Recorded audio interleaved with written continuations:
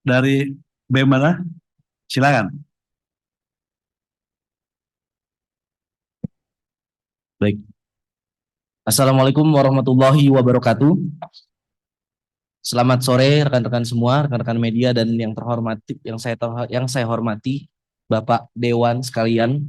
Terima kasih atas kesempatan dan waktunya sudah mau menyediakan waktu untuk berdialog dengan kami bersama kita semua di tengah krisis dan permasalahan yang belakangan ini terjadi. Hidup mahasiswa, hidup rakyat Indonesia. Saya Jun Colin, perwakilan dari keluarga besar mahasiswa Trisakti. Rasanya beberapa poin yang ingin saya sampaikan sebelumnya sudah tersampaikan dengan begitu baik oleh rekan saya dari BEM UI. Mungkin beberapa poin tambahan yang ingin saya amanatkan kepada Bapak-Bapak Dewan selaku perwakilan kami sebagai mahasiswa dan rakyat Indonesia tentunya. Jauh beberapa bulan, mungkin beberapa minggu, sebelum kejadian Afan Kurniawan yang begitu menyayat hati kami, terjadi pula seorang anak kecil mati, meninggal dunia di tengah krisis ekonomi yang dialami keluarganya. Mungkin rekan-rekan semua tahu, rekan-rekan media pun pasti tahu bagaimana proses kematian itu bisa keluar cacing dari, alat kelaminnya, dari hidungnya, dan ditemukan 1 kilogram cacing di dalam tubuhnya. Berselang beberapa minggu kemudian, beberapa saat kemudian, Indonesia merdeka. Kami merayakan 80 tahun kemerdekaan Indonesia. Dan apa hadiahnya? Kita mendapatkan kabar rekan-rekan bahwasannya dewan-dewan yang menjadi perwakilan dari kita semua, yang agaknya kita semua kadangkala, mungkin seringkali tidak merasa terwakilkan, namun dapat mendapatkan kenaikan gaji dan tunjangan yang begitu tinggi. Di tengah kemewahan yang sudah bapak-bapak dan ibu-ibu semua rasakan, dan di tengah tekanan krisis yang masyarakat kecil di bawah alami.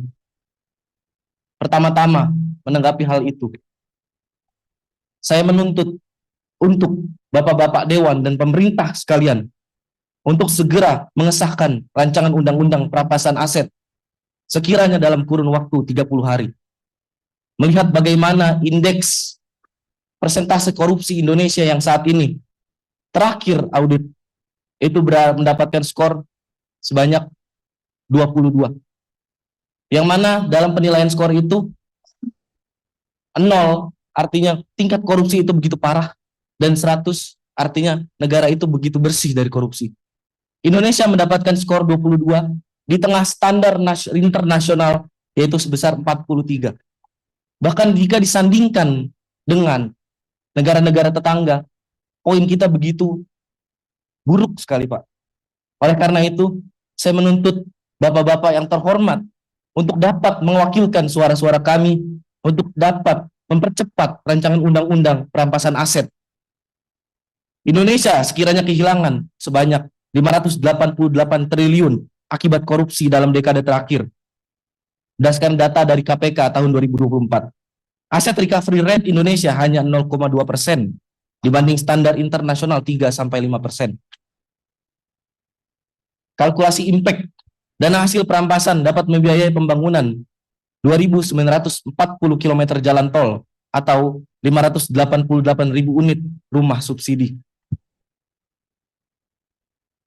Kemudian daripada itu, kami juga menuntut bapak-bapak sekalian untuk dapat segera menuntaskan pelanggaran HAM berat, hentikan kriminalisasi aktivis dan mahasiswa,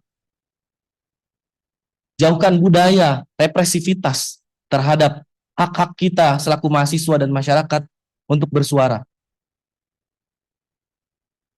Saya berani bersaksi bahwasannya kami di sini kaum terpelajar, mahasiswa-mahasiswi, tidak mungkin, Pak, kami menyuarakan pendapat kami, aspirasi kami, keluhan rakyat, jeritan rakyat dengan tindakan-tindakan anarkis.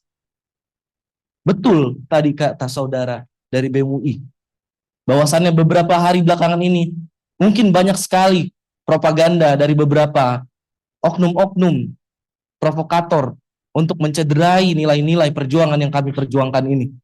Itu sangat menghambat kami dalam bergerak. Selanjutnya, tuntutan untuk yang belakangan ini marak di sosial media. Saya kira bapak-bapak dan ibu-ibu semua tahu 17+8 tuntutan rakyat yang dilayangkan oleh masyarakat Indonesia yang sekiranya mungkin sudah tersebar lebih dari ratusan ribu.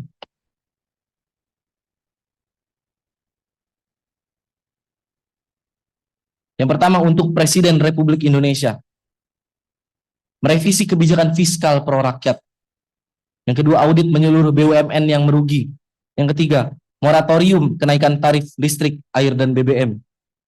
Lalu untuk Dewan Perwakilan Rakyat Republik Indonesia, pembatalan kenaikan tunjangan dan gaji anggota DPR, pengesahan RUU perampasan aset dan RUU pelindungan data pribadi, dan audit kinerja integritas seluruh anggota DPR. Berkaitan juga dengan hal yang tadi saya sampaikan sebelumnya. Jika kita bandingkan remunerasi anggota parlemen dari negara-negara tetangga dan Indonesia take home pay yang bapak-bapak sekalian dapatkan kurang lebih berkisar sebanyak 8.000 US dollar. Jika dibandingkan dengan rata-rata upah minimum rakyat, itu rasionya 40/1, Pak. Dan berdasarkan produktivitas legislasi, hanya ada 12 undang-undang yang tercipta dalam setahun. Jika kita komparasi dengan negara-negara tetangga seperti Malaysia, Thailand, Singapura, dan Korea Selatan, Malaysia rasionya hanya 8/1, Thailand 6/1, Singapura 12/1, Korea Selatan 4/1. Bagaimana bisa negara berkembang yang rakyatnya begitu menderita ini gaji DPR-nya 40/1 rasionya? Saya rasa itu benar-benar harus digarisbawahi dan harus ditinjau ulang, Pak.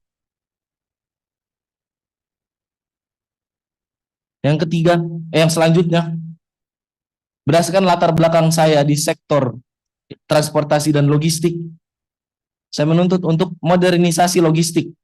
Sebanyak 828 terminal logistik modern, yaitu 1 miliar per unit, sistem tracking digital untuk 100.000 truk nasional, cold storage network di 414 kabupaten atau kota, dan berikan subsidi transportasi publik, subsidi tarif 50% untuk 166 juta perjalanan per tahun, mengingat Indonesia dengan kapasitas penduduk yang begitu besar. Gratis transportasi untuk 8,28 juta keluarga miskin per tahun, dan program Kartu Jakartawan Nasional untuk 41,4 juta pengguna.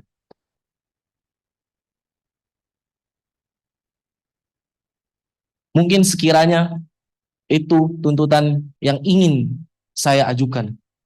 Bahkan saya memohon untuk bapak-bapak sekalian selaku perwakilan saya dan teman-teman semua untuk dapat memperjuangkan hal tersebut. Karena ini berkaitan juga dengan integritas kita, Pak. Integritas bapak-bapak sekalian selaku Dewan Perwakilan Rakyat yang kami pilih sendiri dengan tangan kami ini. Indonesia 2045 mempunyai cita-cita Indonesia emas. Hal itu didasarkan oleh bonus demografi yang nantinya kita dapatkan di tahun tersebut. Saya harap kita semua dan bapak-bapak semua yang memiliki peran begitu krusial untuk membina generasi muda ini tidak menyia-nyiakan bonus demografi yang akan datang itu, Pak. Sekian dari saya, terima kasih. Terima kasih dari BM Trisakti.